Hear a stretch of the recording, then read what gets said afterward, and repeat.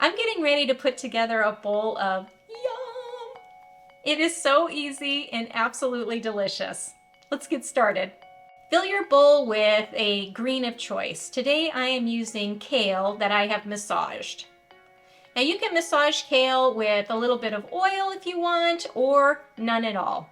Today I went with none at all, and just really work it so that it breaks down completely. That'll help get rid of that bitterness.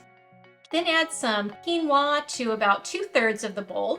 Top the quinoa with some baked tofu.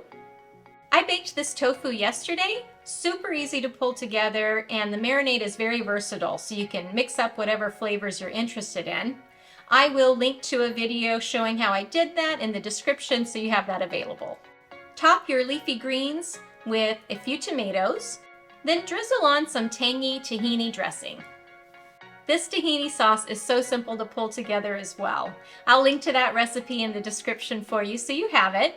But how simple was that? This bowl comes together very quickly and it's absolutely delicious. I hope you give this a try. If you have any questions, please let me know. Thank you so much for watching. Have a great day.